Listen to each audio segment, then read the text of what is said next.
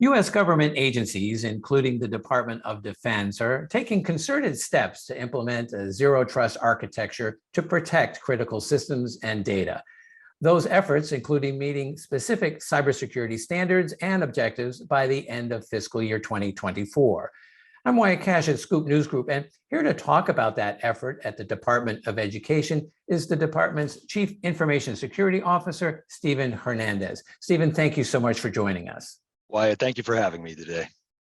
Well, there's a lot to do. Tell us a little bit about what your top priorities in the next year are regarding zero trust, and looking maybe a little further over the next 3 years to meet the federal zero trust security requirements. What a big question, Wyatt, and a very important one for all the folks at department and agencies. Whether you're in the CIO shop or in the program area, this is going to impact all of us if it hasn't already.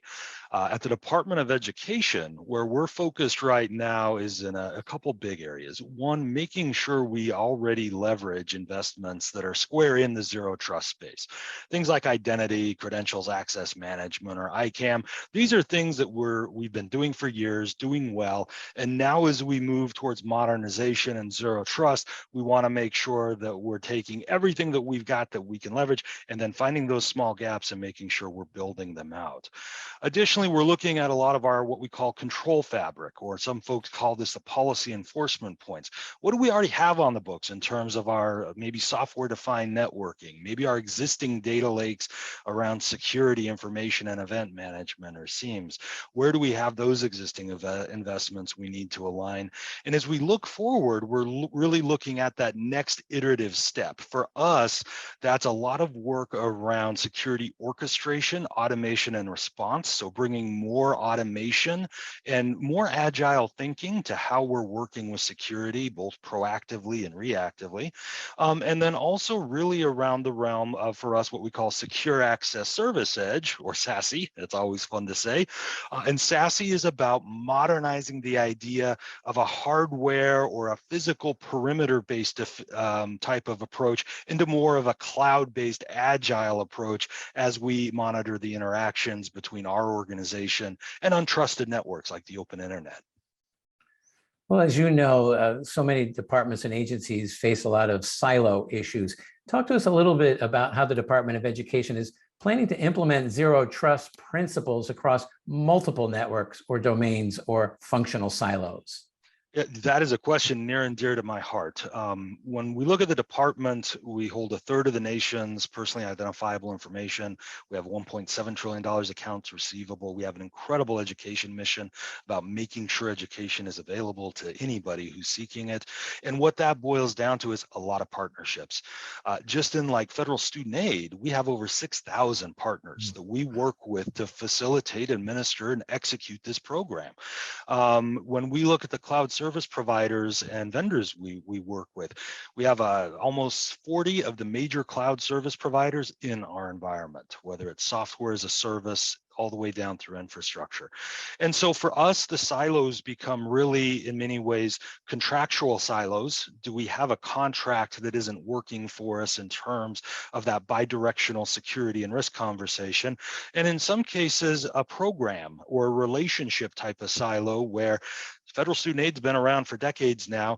From a program perspective, with these 6,000 partners, are we having the right conversations with them about increasing security, getting risk visibility back and forth to make their program stronger and protect our interest in protecting citizens and students?